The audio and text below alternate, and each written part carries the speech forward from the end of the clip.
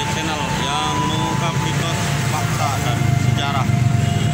Sahabat, di sore hari ini kebetulan hari Kamis dan malam Jumatnya Jumat Kliwon.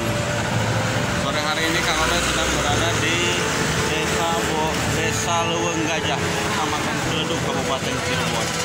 Di Desa Leuweung Gajah ini kita akan mengungkap tentang sumur keramat yang berada di Desa Leuweung Gajah. Kebetulan hari ini hari Kamis malam Jumat dan jatuh pada Jumat Kliwon.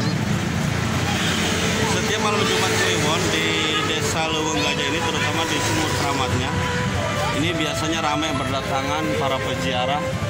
Dan kita lihat sekarang ini para pedagang bunga pun sudah mulai berjejer mulai dari sore.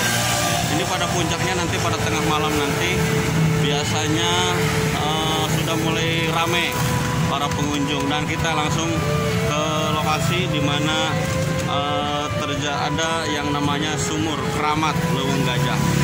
Mungkin bagi sebagian masyarakat wilayah Cirebon, terutama Cirebon Timur, sudah tidak aneh lagi yang namanya sumur keramat Leuweung Gajah ini. Ya sahabat, bercerita tentang sumur keramat Leuweung Gajah ini adalah berawal dari Alkisah pada abad ke-16 ya. Ya, sekarang kita berada di halaman Masjid Baitus Syuhada. Dan itu orang tua saya, Pak Haji Ali. Ini adalah Masjid Baitus Syuhada. Ya, kisah dari cerita sumur keramat berawal pada abad tahun 1600-an dahulu.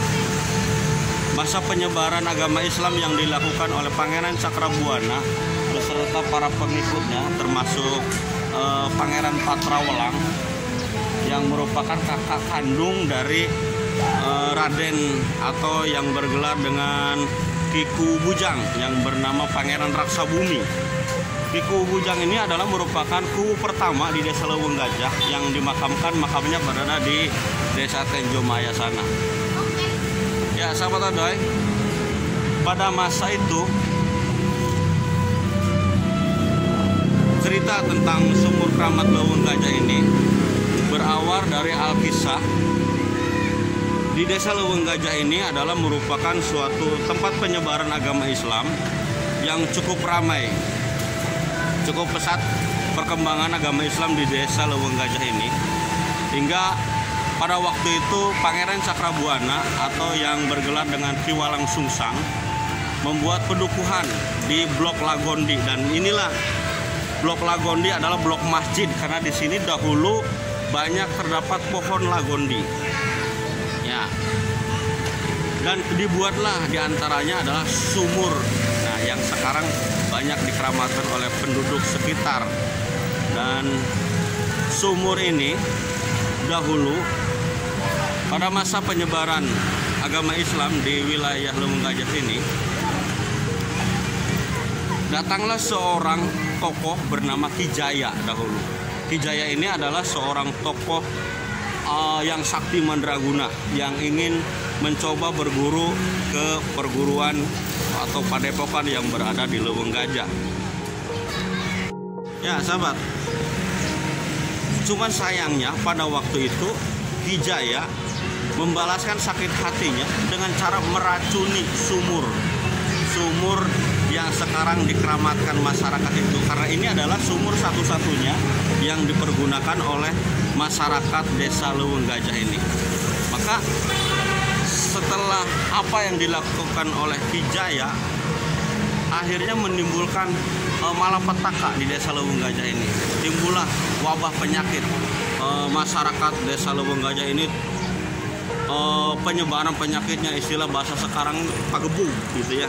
Pagebug itu penyakit yang mewabah, yang akut, yang apabila sakit pagi, malamnya atau sorenya meninggal, atau sore sakit paginya meninggal. Istilahnya banyak yang menjadi korban akibat kedengkian, akibat perilaku ulah dari Ki Jaya yang sakit hati ditolak cintanya oleh putri dari Desa Leuweung Gajah ini. Nah, berawal dari situlah sahabat Odoy, inilah kaitannya dengan seorang tokoh besar bernama Habib Toharudin atau Habib Toha bin Yahya yang sekarang dimakamkan di desa Jatiseeng sana, di makam Sirnaraga. Ya sahabat saudara, kita kembali lagi tentang Kijaya yang meracuni sumur. Ya, karena sumurnya ini beracun di sini, ya sahabat. Masyarakat desa Leuweung Gajah ini akhirnya mengambil airnya dari wilayah Cibogo di sana. Cibogo itu sebelah baratnya desa Pabuaran sana, dan disinilah orang-orang Leuweung Gajah mengulak air. Mengulak itu bahasa Cirebon, mengulak itu artinya mengambil air dari sana. Makanya di sana ada yang namanya Desa Cikulak, karena orang Leuweung Gajah dahulu, masyarakat Leuweung Gajah itu mengulak air di daerah Cikulak yang sekarang terkenal dengan nama Cikulak. Oke, sahabat Odoy, setelah kehadiran Habib Toharudin atau kita kenal dengan Habib Toha bin Yahya, beliau seorang yang soleh, seorang yang alim, karena beliau adalah salah satu keturunan, satu dzurriyyah dari Rasulullah yang sekarang makamnya di desa Jatiseeng Kidul sana. Sekarang makamnya sudah bagus sekali, makam Habib Toha itu. Bahkan setiap muludan, setiap haul di sana ramai sekali. Ya sahabat Odoy, setelah kita Habib Toharudin atau Habib Toha ini datang ke Leuweung Gajah karena mendengar di Leuweung Gajah ini penyebaran agama Islam cukup besar. Kemudian terdengarlah oleh Habib Toha ini bahwa di desa Leuweung Gajah ini sedang terjadi malapetaka atau terjadi wabah penyakit diakibatkan oleh sumur yang beracun yang sekarang dikeramatkan oleh penduduk.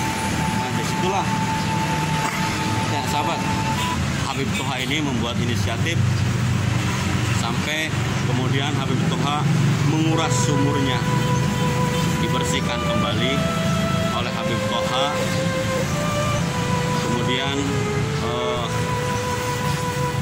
diberikan istilahnya, kalau sekarang karena beliau adalah seorang habib, mungkin karomahnya ya, sampai ditemukanlah di dalam dasar sumur itu sebuah labu berwarna hitam, istilahnya labu hitam. Nah, ketika dibuka, ketika dibelah labu itu, maka keluarlah sesosok makhluk bernama Menjangan Wulung. Makanya orang Cirebon ini istilahnya seringkali dibilang pamali, tidak boleh menanam labu di depan rumah karena ditakutkan labu atau waluh, istilahnya waluh hitam ini menjadikan racun seperti dahulu zamannya Habib Toha. Nah, setelah Habib Toha menguras itu dan kemudian Menjangan Wulungnya akhirnya menghilang, akhirnya Kijaya dipanggil kembali oleh tokoh masyarakat di desa Leuweung Gajah ini, dan beliau mengakui itu adalah kesalahannya. Terusnya Kijaya ini kemudian tinggal di desa Leuweung Gajah ini.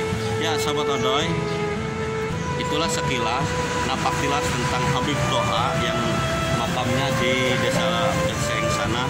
Kita sekarang lihat keberadaan tentang sumur keramatnya, kita lihat ya sahabat. Ya, dan kebetulan sahabat, nih kita ketemu sesepuh saya.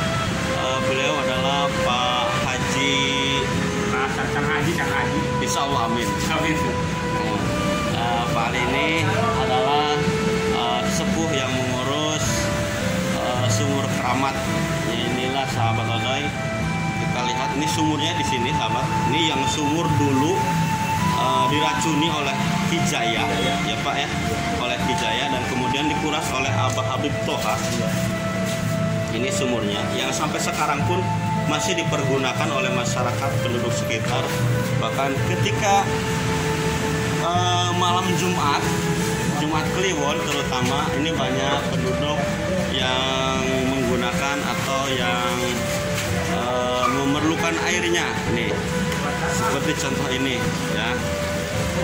Ini pada puncaknya nanti pada malam Jumat Kliwon biasanya pada tengah malam ini cukup ramai.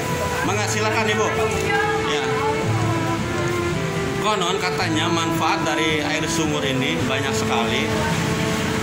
Yang kita tahu biasanya seperti di kampung itu biasanya kalau orang anak kecil yang sudah usia lanjut tapi belum berjalan biasanya dimandiin di sini gitu.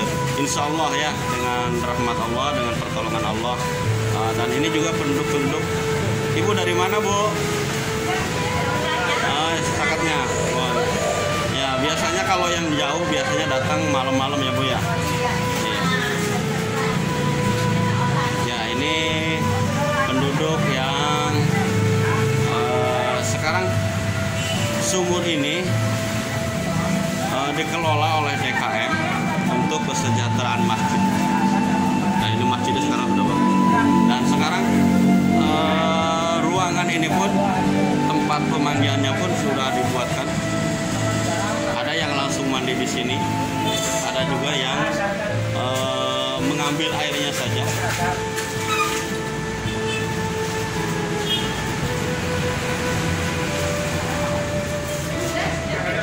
Nah ini di sini untuk mandinya.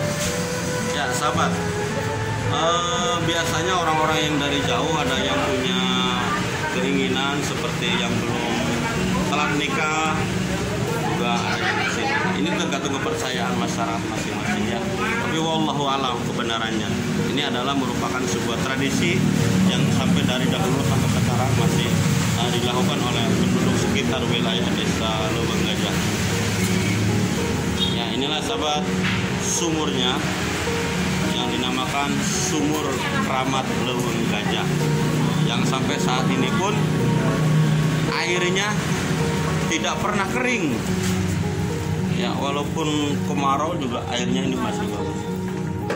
Ya jadi sumur ini kalau kita catat ini semenjak tahun 1600 atau abad ke-16. Ya sampai sekarang masih ya. Dan ini sepupu saya Pak Ali. Pak Ali terima kasih waktunya Pak Ali. Ya mudah-mudahan bermanfaat informasinya buat sahabat Odai semua. Inilah dia Sumur Keramat Leuweung Gajah yang sampai sekarang ini dipergunakan oleh masyarakat. Mudah-mudahan bermanfaat. Jumpa kembali di lain kesempatan bersama Kang Odai Channel. Jangan lupa like, share, komen, dan subscribe-nya agar bisa kembali menyaksikan video terbaru dari Kang Odai. Kita simak sejarah Kang Odai Channel menguak mitos, fakta, dan sejarah. Wassalamualaikum warahmatullahi wabarakatuh.